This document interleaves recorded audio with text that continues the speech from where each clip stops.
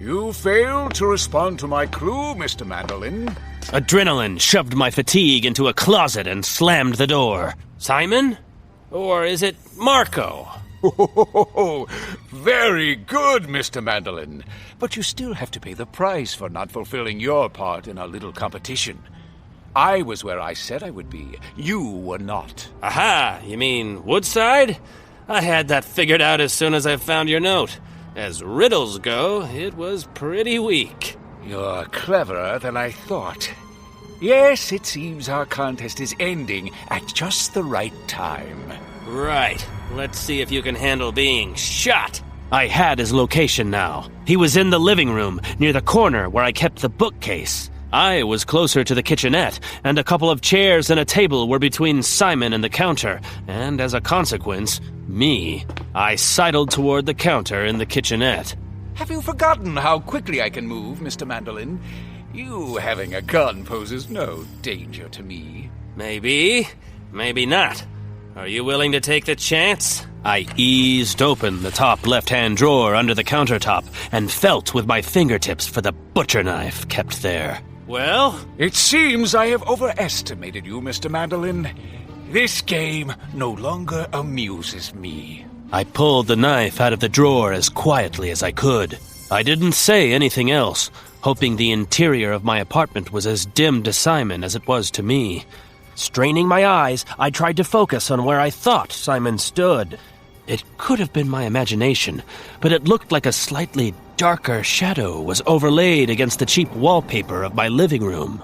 There was a sense of movement. My head swam, and then I was bouncing off the door of my refrigerator. A sickeningly sweet smell mixed with that of rotting meat came to my nose. The refrigerator door opened, spilling light into the kitchenette. Simon stood over me, his right palm covered in blood, held open before his stomach. He was looking in disbelief at the knife hilt sticking out of his chest. Some of the fridge's contents fell to the floor. Ow! Simon continued to stare at the knife in his chest. I started to pick myself off the floor, only to be slammed back with bruising force. I felt my spine creak. The knife hit the floor. No more games, Mr. Mandolin. The smell was almost strong enough to gag me. I looked up and found out why. Simon's face writhed, its flesh twitching as it transformed. The jaw unhinged like that of a snake, and his tongue swelled as it extended out of his mouth. The tentacles I saw before started to sprout, waving as if they had a life of their own. Saliva, thick and ropey, began to build and dribble out of the mouth. Time for dinner, Mr. Mandolin. That hideous mouth bent closer. Panicked, I strained against the hand pushing me against the floor. No dice. Simon was inhumanly strong. As I strained, my right hand scrabbled around for the knife, but it was out of reach. I grabbed the first option available to me, a glass jar, and smashed it against the side of Simon's face. Simon arched back. The entire left side of his face boiled and smoked as if the jar had contained virulent acid rather than the pickles I smelled. I could see the white of bone showing through the bubbles. With the vampire no longer holding me down, I could move and did so, snatching up the knife and backing away.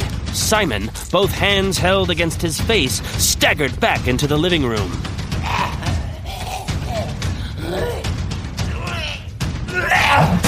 He ran into my couch and threw it aside hard enough to bounce it off the wall. Reaching one of the windows, he grabbed a curtain and tore it free, using the fabric as a towel.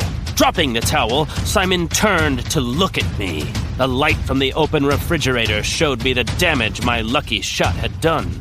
A good portion of the left side of his face was exposed bone. The rest showed as raw, red-latticed tissue. Bastard! Stay back! I have a jar of capers and I'm not afraid to use it! Yeah, well, it didn't sound so ridiculous to me at the time. You had to be there, I guess. This isn't over. He turned and hurled himself out through the glass. I looked around the apartment. I knew I should have taken out renter's insurance.